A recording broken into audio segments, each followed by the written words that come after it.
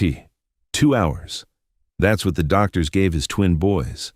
2 hours to live. And Leonard Smith, a man who built empires, stood frozen in that hospital hallway, completely powerless. What happened next defied everything medicine could explain. The call came at 3:47 a.m. Children's Hospital. Emergency. Leonard Smith drove through empty streets, whispering prayers he hadn't said in years. Please, God, not them. When he reached the hospital, a doctor met him with a face that said everything. Mr. Smith, both boys are in respiratory failure. You have about 2 hours. 2 hours. Leonard's legs nearly gave out. Jason and Justin, 11 months old, dying. He walked to the window and looked in. His baby boys lay in separate beds, tiny chests fighting for air, machines counting down. A nurse touched his shoulder. Would you like to go in? I can't. He pressed his forehead against the glass, drowning in shame. All his money, all his power, and he couldn't walk through that door. That's when Christina Walsh appeared, the housekeeper, the woman he'd barely noticed in 3 years. She walked straight to the nurse's station and said something that made the nurse's eyes go wide. Dr. Walsh? Leonard's heart stopped. Doctor? Before anyone could stop her, Christina scrubbed in and walked into that room. Leonard watched, frozen, as she did something that made his blood run cold. She disconnected Jason's ventilator. No! Leonard slammed the glass, but Christina lifted Jason out and held him against her chest. Then she reached for Justin, bringing both babies together, skin to skin. The alarms screamed, and then, impossibly, the numbers started changing. Their heart rates slowed, their oxygen climbed, their breathing synchronized. Christina hummed, rocking them gently, eyes closed in prayer. The alarms went silent. Both boys turned pink. Both boys breathed, together, alive. Leonard stood there, watching a miracle he couldn't understand. Another doctor burst in. That's impossible. They're breathing, the nurse whispered. Christina opened her eyes and looked at Leonard through the glass. And he realized the terrible truth. She knew his sons better than he did, and he didn't know her at all. Who is she? The doctor asked. The nurse checked her screen. Christina Walsh, MD, former NICU specialist. Her voice dropped. She left medicine 4 years ago after she lost her own daughter. Leonard felt the floor disappear. She'd been right there all along, and he'd never seen her. Before we begin, hit that subscribe button like this video and tell me where in the world you're watching from. Because this story is a reminder, the people serving quietly in your life might be the very ones God sent to save you. Don't miss them. Now let's go back.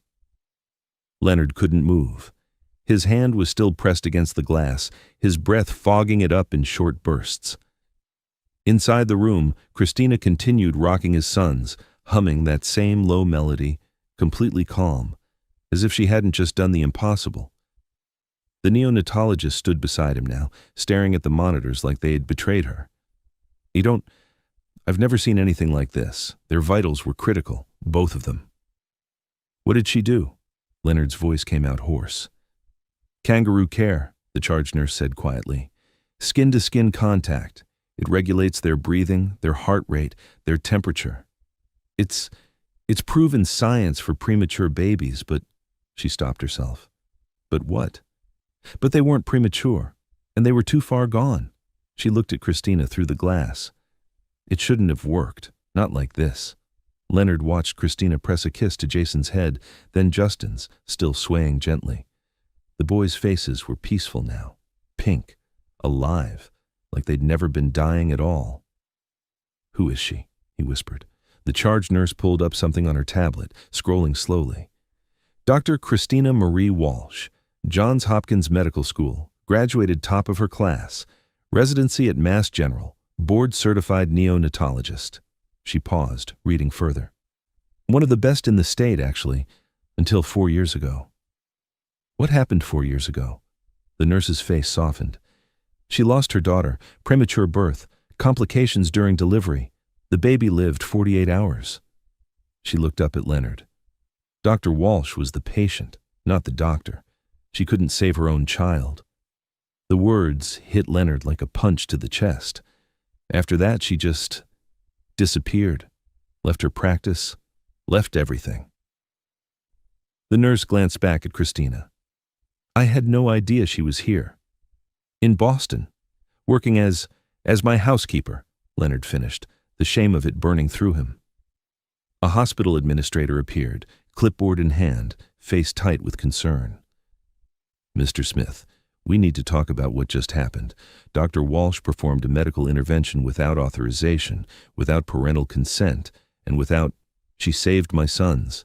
Leonard's voice was flat. That may be true, but protocol exists for a reason. If anything had gone wrong, the hospital's liability, nothing went wrong. This time, the administrator's tone sharpened. But Dr. Walsh hasn't practiced medicine in 4 years. She's not on staff here. Technically, she had no more authority to treat your sons than any other visitor. Leonard turned to face him. Are you saying you're going to punish her for saving their lives? I'm saying we have to investigate. Hospital policy requires it. The administrator glanced at Christina through the glass. I'm sorry, Mr. Smith, but this isn't over. Leonard looked back at the woman holding his sons. She was whispering something to them now, words he couldn't hear. And for the first time in 3 years, he realized he'd never once asked her about her life, never asked where she came from, never asked why a woman like her was cleaning his floors. He'd been blind. And now, watching her cradle Jason and Justin like they were the most precious things in the world, he understood something that made his throat tighten. She hadn't just saved his sons tonight. She'd been saving them all along. The hospital let Christina stay with the boys until sunrise. Leonard watched from the hallway as she finally stepped out of the isolation room, carefully peeling off the gown and gloves.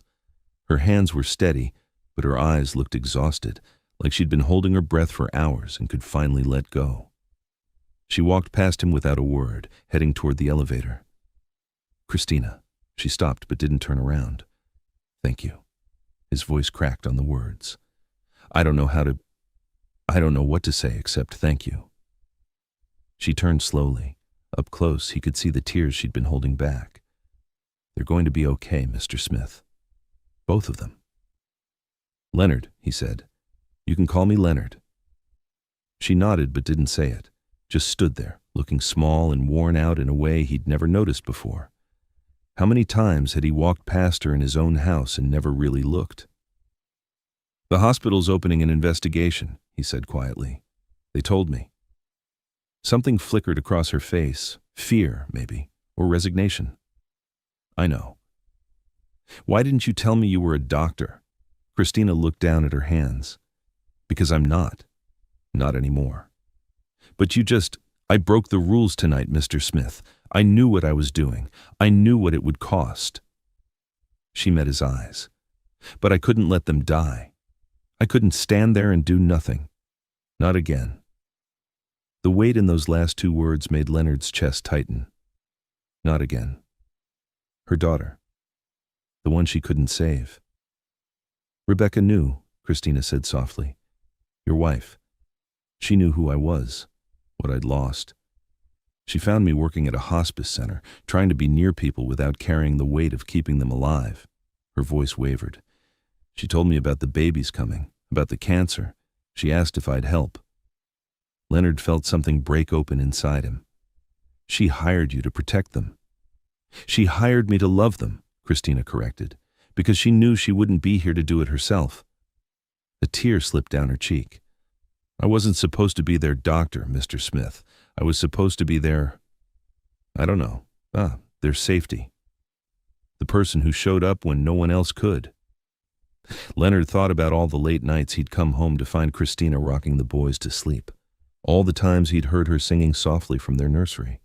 All the mornings he'd found her already awake, bottle feeding them before the sun came up. He'd thought she was just doing her job. You've been raising them, he said, the realization hitting him hard. This whole time, while I've been grieving, Christina finished gently. You've been grieving, Mr. Smith.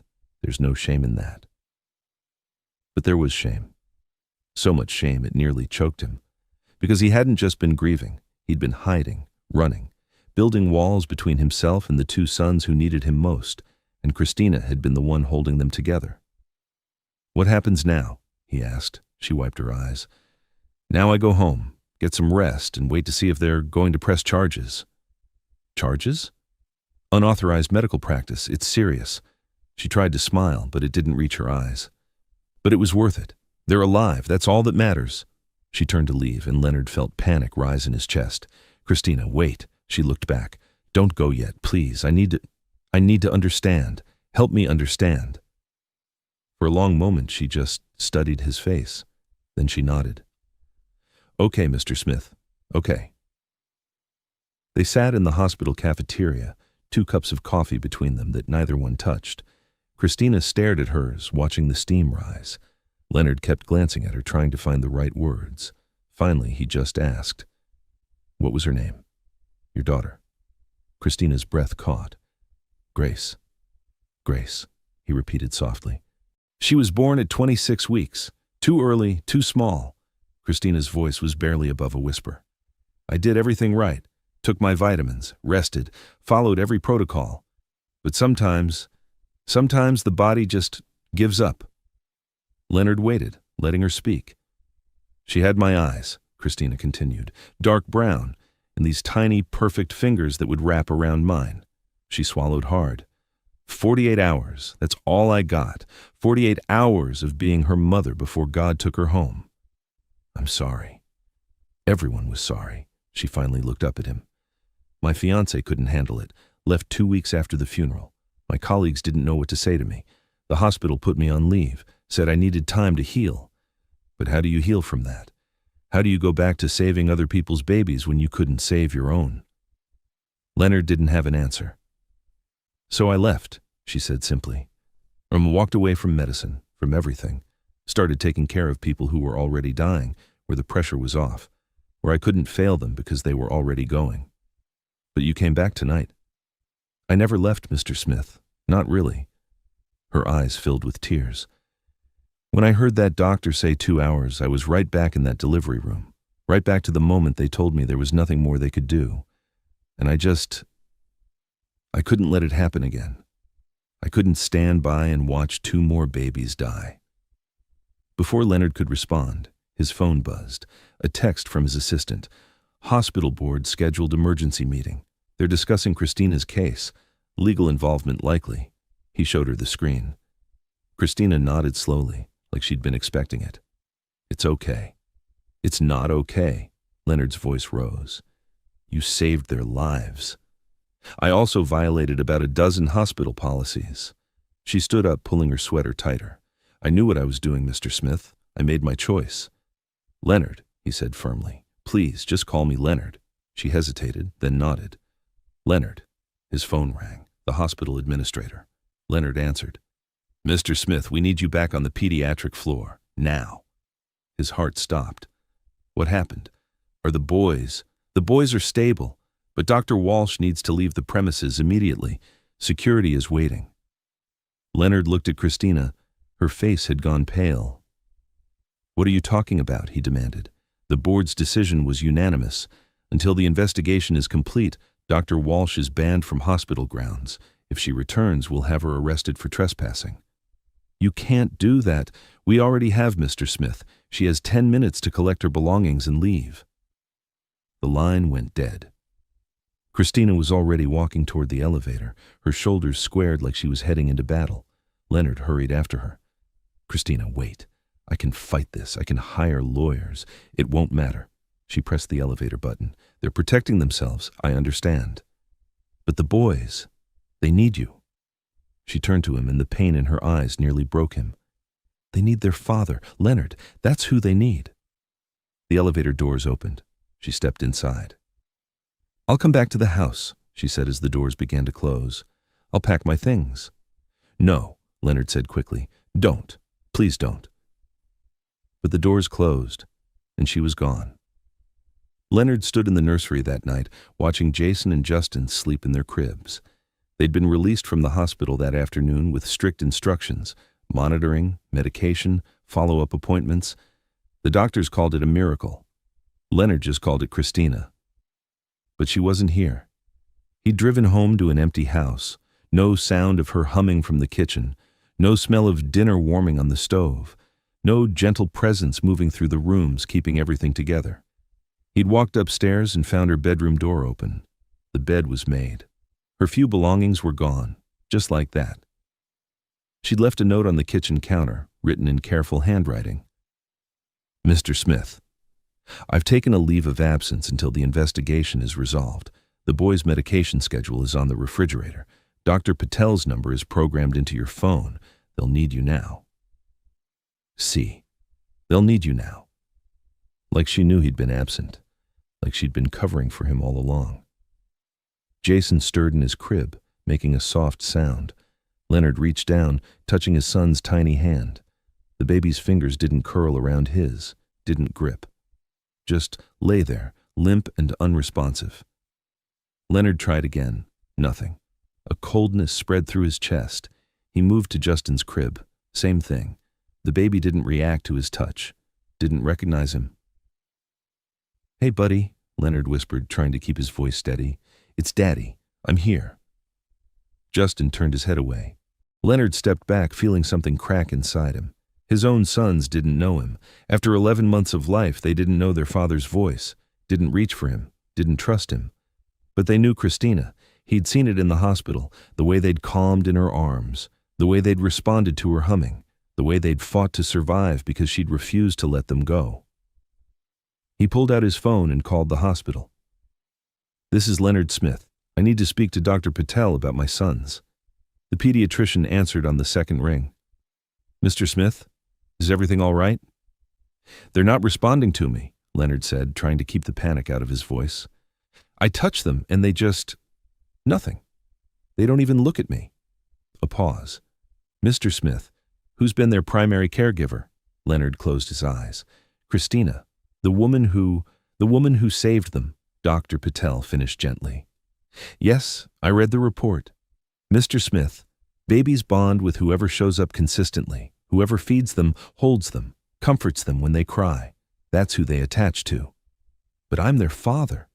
Being their father and being present are two different things. The doctor's voice was kind but firm.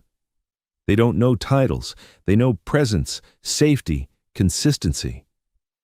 Leonard looked at his sons sleeping peacefully, and the truth of it nearly destroyed him. He'd given them everything except himself. How do I fix this? His voice broke. You show up, Dr. Patel said simply. Every feeding, every diaper change, every time they cry in the middle of the night, you show up, and eventually they'll learn to trust you. That night, when Justin woke up crying at 2 a.m., Leonard was the one who went to him. He picked up his son, tried to soothe him, but Justin just screamed harder, arching his back, pushing away. Leonard held him anyway, tears streaming down his face. I'm here, he whispered. I'm sorry I wasn't before, but I'm here now. I promise.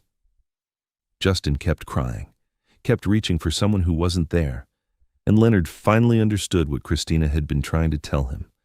The boys didn't need his money. They needed him. 3 days passed, 3 days of Leonard trying to be the father his sons needed. He canceled meetings, ignored emails, stayed home and learned how to warm bottles, change diapers, read the same board books over and over. But Jason and Justin cried more than they slept. They refused to eat. They'd wake up screaming in the middle of the night, and nothing Leonard did could calm them. He was losing them.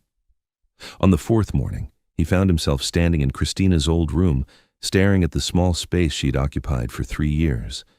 It was bare now except for a forgotten cardigan hanging in the closet. He pulled it out. It was worn soft, faded blue, and when he held it to his face, it smelled like her. Like lavender and something warm he couldn't name. The boys had always reached for this sweater when she held them. He brought it downstairs and draped it over the rocking chair in the nursery. When Jason woke from his nap, Leonard wrapped him in it. The baby's crying softened, not completely, but enough. Leonard's phone buzzed, his lawyer. Leonard, we need to talk about the hospital situation. They're moving forward with the investigation. Christina could face criminal charges, unauthorized medical practice, violation of hospital policy. If convicted, she'd lose her medical license permanently. Possibly jail time. Jail? Leonard's voice went cold. For saving my sons? For breaking the law, the lawyer said carefully. Look, I know this feels wrong, but the hospital has to protect itself. If they let this slide, it sets a precedent. Anyone could walk in, and she's not anyone. She's a board-certified neonatologist who knew exactly what she was doing, who hasn't practiced in 4 years, who acted without authorization. Leonard, if you want to protect your family from liability, the smartest move is to distance yourself from this. Let the hospital handle it. Don't get involved. Leonard hung up. He went to his study and opened his laptop, typed in Christina's name, spent the next 2 hours reading everything he could find. Dr. Christina Marie Walsh, published researcher, recipient of the Perinatal Care Excellence Award, 32 lives saved in her first year at Mass General. Patients' families called her a miracle worker. Then he found the obituary. Grace Elizabeth Walsh, born sleeping, lived breathing for 48 hours, survived by her mother, Dr. Christina Walsh. There was a photo. Christina, younger, holding a tiny bundle wrapped in white. Her face was raw with a kind of pain Leonard recognized, the same pain he'd felt when Rebecca died. He kept digging. Found a news article from 4 years ago. Acclaimed neonatologist takes leave following personal tragedy. And another. Mass General loses rising star. She hadn't just walked away. She'd disappeared, reinvented herself, buried her grief under service, and Rebecca had found her. Leonard stood and walked to Rebecca's closet. He hadn't opened it since she died, couldn't bring himself to touch her things, but now he pulled down the box from the top shelf, the one labeled Important. Inside, beneath old photos and letters, he found an envelope with his name on it, Rebecca's handwriting. His hands shook as he opened it. My love, if you're reading this, I'm gone. And you finally discovered who Christina really is. I met her in the cancer center. She was volunteering, bringing comfort to people like me who were running out of time. We talked. She told me about Grace, about walking away from the work she loved because the pain was too much. I saw something in her, Leonard, a mother's heart with no child to love, and I had 2 sons coming who'd need a mother when I was gone. I know you'll be angry that I didn't tell you, but you were drowning in your own grief, and I needed to know someone would be there for our boys, someone who understood loss, someone who'd fight for them the way I couldn't anymore. Christina didn't take this job for money. She took it because I asked her to love our sons, and she has, every day, in ways you haven't seen. Don't let her disappear again, Leonard. Don't let the world punish her for having the courage to save what we both love most. Promise me. Forever yours, Rebecca. Leonard read the letter 3 times, tears blurring the words. Rebecca had known, had planned this, had given him exactly what he needed, and he'd been too blind to see it. From upstairs he heard Justin crying, that desperate, inconsolable sound that meant he wanted Christina. Leonard folded the letter carefully and put it in his pocket. Then he picked up his phone and made a call. This is Leonard Smith. I need to schedule a meeting with the hospital board tomorrow morning, and I need Christina Walsh's address, now. Leonard found Christina's address in the hospital records, a small apartment building in Dorchester, 40 minutes from his house. But he didn't go there first. Instead, he went back to the hospital that night, found the security office, told them he needed to see the footage from the night his sons almost died. The security officer hesitated. Mr. Smith, that's part of an active investigation. Those are my sons. I have a right to see what happened. The officer looked at him for a long moment, then nodded. 15 minutes. That's all I can give you. He pulled up the footage on a monitor. Timestamp, 3:52 a.m., the pediatric ICU hallway, empty except for medical staff moving in and out of rooms. Start here, the officer said. This is when your sons were admitted. Leonard watched himself burst through the doors, frantic and disheveled, watched the doctor meet him, watched his own face crumble as the news was delivered. Can you rewind? Leonard asked quietly. Further back. Before I arrived. The officer scrolled backward. And there, at 3:34 a.m., Christina appeared. Leonard leaned closer to the screen.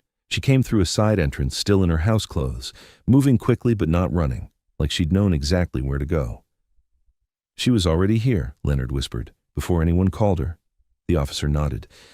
Looks like she came with the ambulance. Must have been at your house when they picked up the boys. The footage showed Christina entering the ICU observation area, but she didn't announce herself, didn't approach the nurse's station. Instead, she stood in the corner of the room where the incubators were, silent, watching, invisible. Leonard watched the timestamp tick forward, watched the medical team work, watched the attending physician enter, and then he saw it. Christina standing there, still and small, as the doctor spoke to someone off camera. "Can you get audio?" Leonard asked. The officer adjusted something. The sound crackled to life. "Exhausted all options. Without transplants, these boys have approximately 2 hours before organ failure becomes irreversible. I'm sorry. There's nothing more we can do." On the screen, Christina's face changed. Her eyes closed. Her hand went to her mouth, and Leonard saw her lips move. He asked the officer to rewind it, played it again, leaned so close to the monitor his breath fogged the screen. "Not again," Christina whispered to herself, so quiet the microphone barely caught it. "Please, God." Not again. Leonard's throat tightened. The footage continued. The doctor left. The nurses dispersed. And Christina stood there alone, staring at Jason and Justin in their separate incubators. She stepped closer to the glass, pressed her forehead against it. Her shoulders shook. Then she straightened, wiped her eyes, and walked out of frame. "What's she doing?" the officer asked. Leonard didn't answer. He watched the timestamp. 2 minutes passed, 3. Then Christina reappeared, this time at the nurse's station, confident, direct, speaking with authority. The nurse's shocked response, "Dr. Walsh?"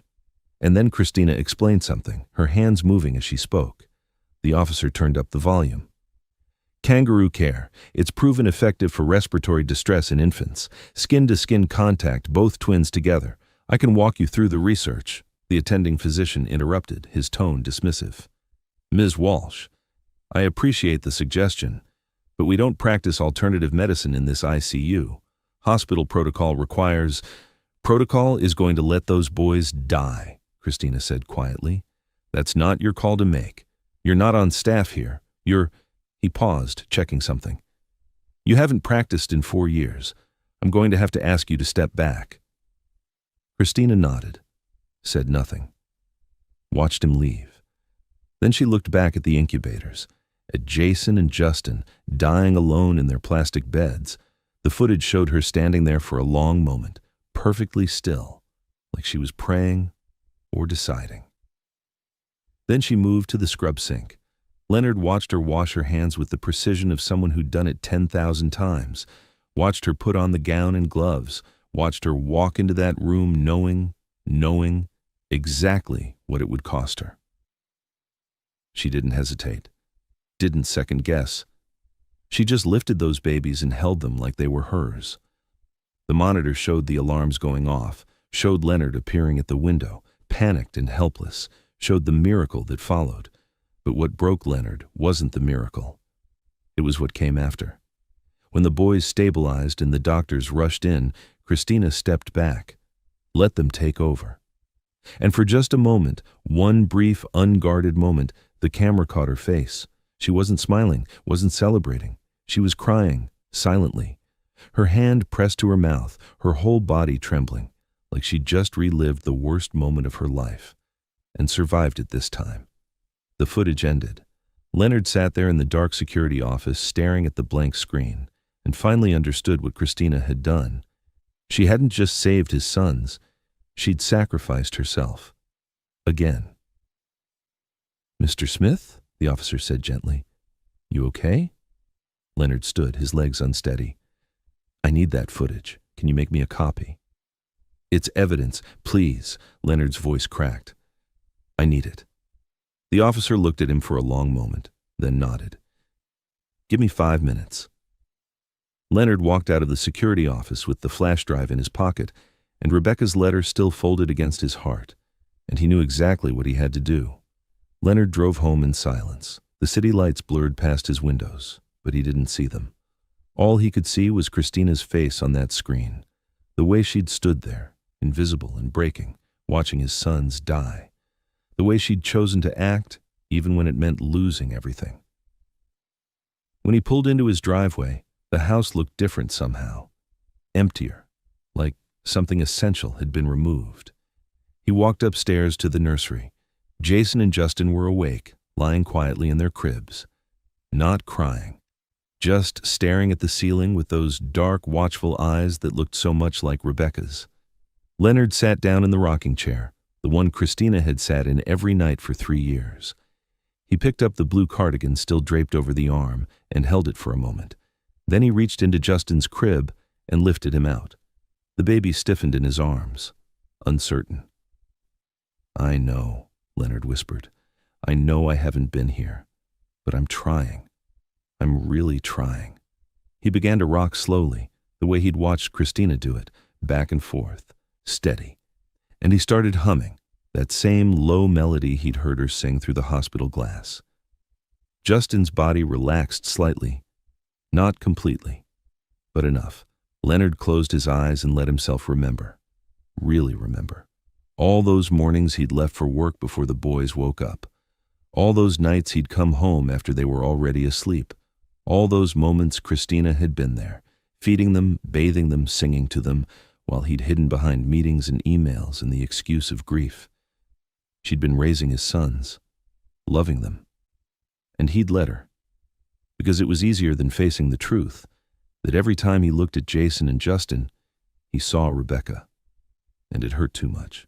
So he'd paid Christina a salary and told himself that was enough, that providing was the same as being present. But it wasn't. Jason made a sound from his crib. Leonard looked over and saw his son's hand reaching toward him, small fingers opening and closing. Leonard's throat tightened. He stood, still holding Justin, and somehow managed to lift Jason with his other arm, both boys against his chest now, awkward and heavy and more than he thought he could carry, but he held them anyway. "Your mama loved you so much," he whispered into their soft hair. "And Christina, she loved you too. Enough to risk everything." His voice broke. "I'm sorry I didn't see it. I'm sorry I wasn't the father you deserved." Jason's tiny hand found his shirt and gripped it. Leonard looked down, and for the first time, his son was looking back at him, really looking, like he was trying to decide if this man could be trusted. "I'm here now," Leonard said softly. "I'm not going anywhere. I promise." They stayed like that for a long time. Leonard rocking in the chair, both boys in his arms, the room quiet except for their breathing. Eventually, Jason and Justin fell asleep. Leonard kept holding them, afraid that if he put them down, this fragile connection might break. His phone buzzed in his pocket. He carefully pulled it out with one hand. A text from his lawyer. "Board meeting set for 9 a.m. tomorrow. They want your statement on record. Are you sure you want to proceed with this?" Leonard looked at his sleeping sons, thought about Christina standing in that hospital corner, invisible and heartbroken, choosing to save them anyway. He typed back with one thumb. "I'm sure. See you at 9. Then he opened his contacts and scrolled to a name he hadn't called in months. His brother, David, a trial attorney in New York. The phone rang twice before David answered, groggy. "Leonard, it's almost midnight. Everything okay?" "No," Leonard said quietly. "Everything's not okay, but I need your help. There's someone." He paused, looking down at his sons. "There's someone I need to fight for." "Who?" Leonard thought about Christina walking into that room knowing she'd lose everything. Thought about her standing in his house for 3 years, loving his children while he looked right through her. "The woman who saved my life," he said, "and I didn't even know her name." There was silence on the other end. Then David's voice, clearer now. "Tell me everything." So Leonard did. He talked until his voice was hoarse, until both boys were deeply asleep, until the sky outside began to lighten with the first hint of dawn. And when he finally hung up, he knew what he had to do. He gently laid Jason and Justin in their cribs, kissed their foreheads, and went downstairs. Found paper and a pen. Started writing. Not a legal statement, not a prepared testimony. The truth. Every word he should have said 3 years ago, every apology he owed, every realization that had come too late. He wrote until his hand cramped, until the coffee pot beeped in the kitchen, until the sun rose fully over the city. Then he folded the pages, put them in his jacket pocket next to Rebecca's letter, and got dressed for the meeting that would decide Christina's future. His hands were steady as he tied his tie, because for the first time in years, Leonard Smith knew exactly who he needed to be.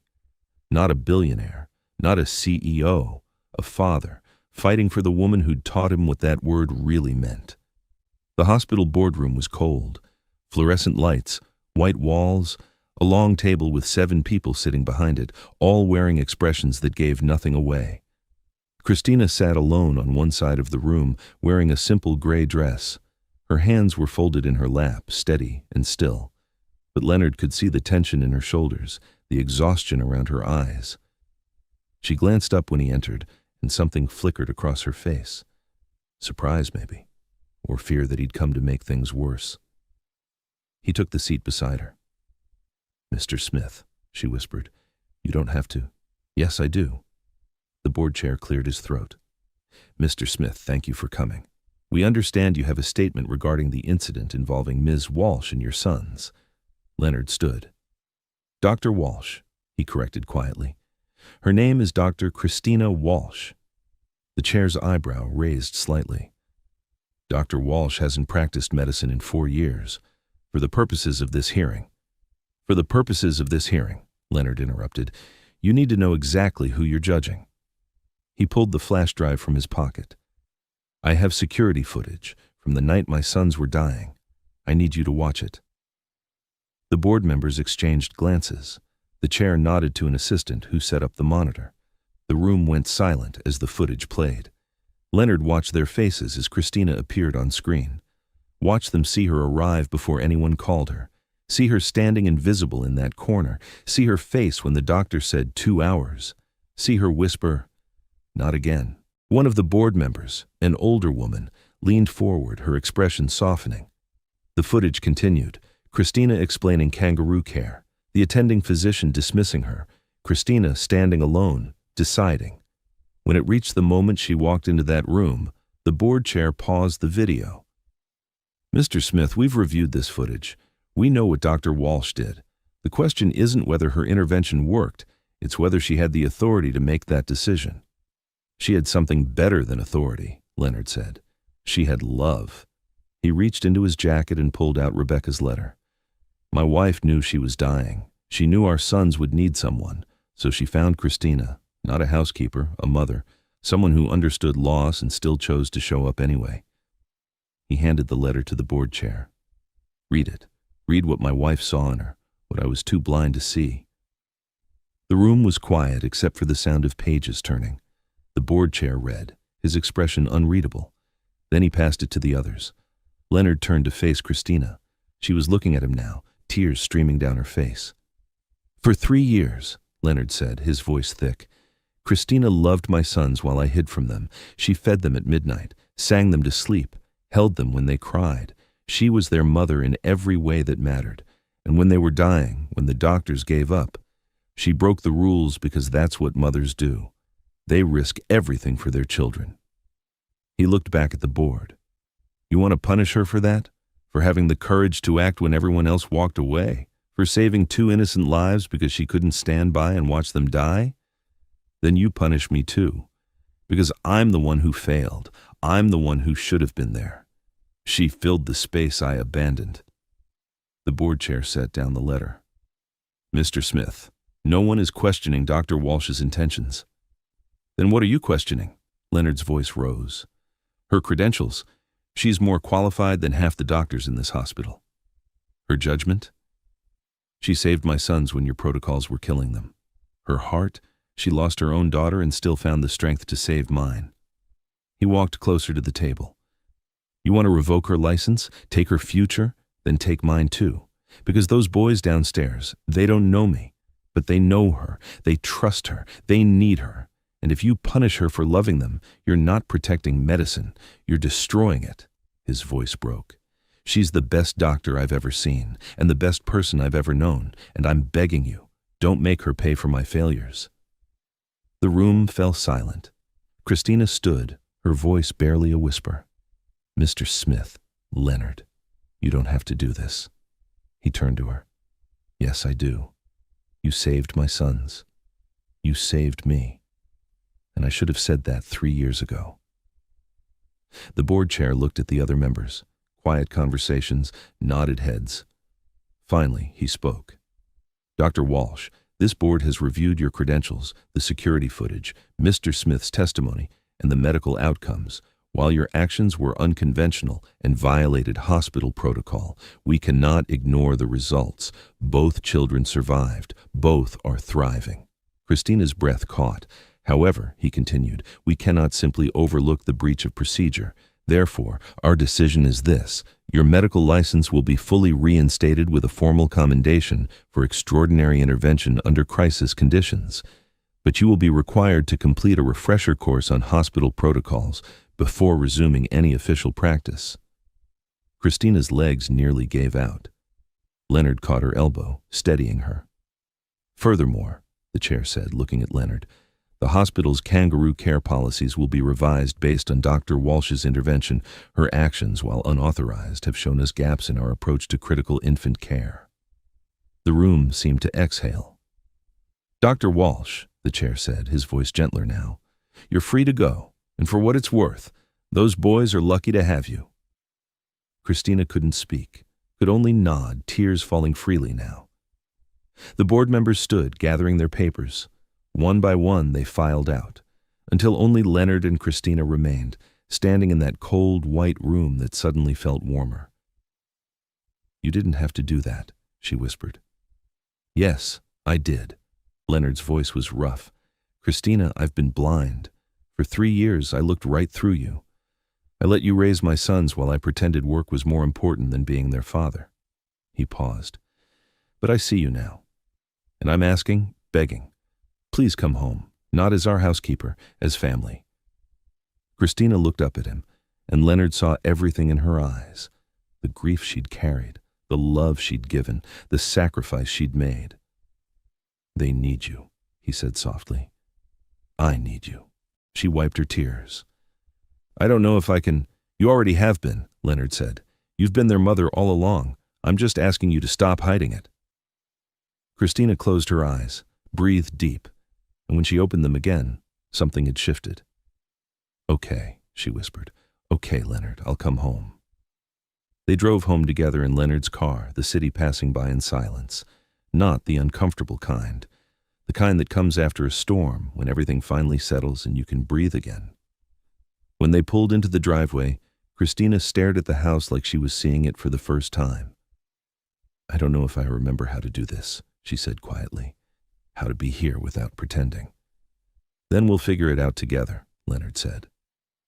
Inside, the nanny Leonard had hired was rocking Justin, who'd been crying for the past hour. The woman looked exhausted, relieved when she saw them. I'm so sorry, Mr. Smith. I've tried everything. He just won't settle. Christina stepped forward, and Justin's head turned immediately. His crying softened to a whimper. She reached for him, and the baby practically lunged into her arms. Mama, he whispered, his first word, clear and certain. Christina's breath caught. She looked at Leonard, her eyes wide. Did he just... He knows, Leonard said softly. He's always known. The nanny gathered her things quietly and left. And then it was just the 3 of them, soon to be 4 when Leonard brought Jason down from his nap. Christina sat in the rocking chair, holding Justin close, humming that same melody. And this time, Leonard didn't watch from a distance. He sat on the floor beside her, close enough to touch. I'm sorry, he said, for everything, for not seeing you, for letting you carry this alone. You were grieving, Christina said gently. We both were. But you still showed up, every single day, she smiled through tears. That's what love does, Leonard. It shows up, even when it's hard, especially when it's hard. From upstairs, Jason started making noise, not crying, just awake. Leonard stood. I'll get him.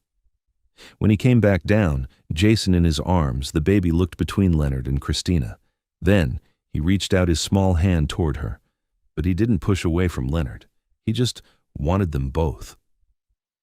Christina took Jason's hand and kissed it, and for the first time, they sat together, Leonard on one side, Christina on the other, both boys between them.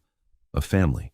Not the one Leonard had imagined, not the one he'd planned, but the one God had been building all along, piece by piece, through loss and love and second chances. Rebecca knew, Christina whispered. She saw this before either of us could. Leonard nodded. She gave us each other, gave the boys both of us. That evening, they put the boys to bed together. Leonard read the story. Christina sang the lullaby. And when Jason said "da-da" for the first time, soft and sleepy and sure, Leonard had to step into the hallway to compose himself. Christina found him there, tears on his face. "He said it," Leonard whispered. "He finally said it." "Because you showed up," Christina said. "You stayed." They stood there in the dim hallway, and Leonard realized something. This wasn't the ending. It was the beginning, the start of learning how to be a family, how to share the weight, how to love without hiding. Downstairs, Leonard made tea while Christina sat at the kitchen table. Real tea. Not coffee from a hospital cafeteria, just two people in a quiet house, finally able to rest. "What happens now?" she asked. Leonard set the cup in front of her, sat down across from her. "Now we raise them together. No more pretending you're just the help. No more me hiding behind work. We do this right, as a team." Christina wrapped her hands around the warm cup. "I'm scared," she admitted. "What if I mess this up? What if—" "Then we mess it up together," Leonard said. "And we try again tomorrow. That's what family does." She smiled. A real smile this time. The first one he'd seen in weeks. Later that night, Leonard stood in the doorway of the nursery, watching Christina tuck the boys in one more time. She kissed their foreheads, whispered prayers over them, and when she turned to leave, she found Leonard waiting. "Thank you," he said, "for not giving up. On them. On me." "Thank you for finally seeing me," she replied. They walked downstairs together, and for the first time in 3 years, Leonard didn't feel alone in his own house. Outside, the city lights glowed soft against the night sky. Inside, 2 baby boys slept peacefully, their breathing synchronized, their hearts beating steady and strong. And somewhere, Rebecca smiled, because her final gift had come full circle. She'd left behind 2 sons who needed a father, a broken man who needed purpose, and a grieving woman who needed someone to love. She'd stitched them together with hope, with faith, with the belief that even the most shattered lives could be made whole again. Leonard stood at the window, looking out at the stars, and whispered a prayer of his own. "Thank you. For Christina. For the boys. For giving me another chance." Behind him, Christina appeared with 2 mugs. "Couldn't sleep?" "Just thinking," Leonard said, "about how close I came to losing everything." She handed him the mug, stood beside him. "But you didn't. You fought. You showed up. That's all that matters." They stood there in comfortable silence, 2 broken people who'd found each other in the ruins. And in that moment, Leonard understood what grace really meant. It wasn't perfection. It wasn't getting it right the first time. It was second chances. It was showing up after you'd failed. It was love choosing to stay when leaving would have been easier. It was Christina walking into that hospital room knowing she'd lose everything. It was God using the invisible to save them all. "We're going to be okay," Christina said softly. Leonard looked at her, really looked at her, and saw the woman who'd saved his sons, his life, his heart. "Yeah," he said. "We are." Upstairs, Jason stirred in his sleep and whispered, "Mama." And Justin, in the crib beside him, answered with a sleepy, "Da-da." 2 words, 2 babies, 1 family, broken pieces made beautiful, and love, quiet, sacrificial, powerful love, holding them all together. Sometimes the person who saves you is the one you never saw. Sometimes healing begins not in hospitals, but in the quiet choice to stay, to show up, to love when it costs everything. This is a reminder. Don't overlook the people serving in the background of your life. They might be exactly who God sent to save you.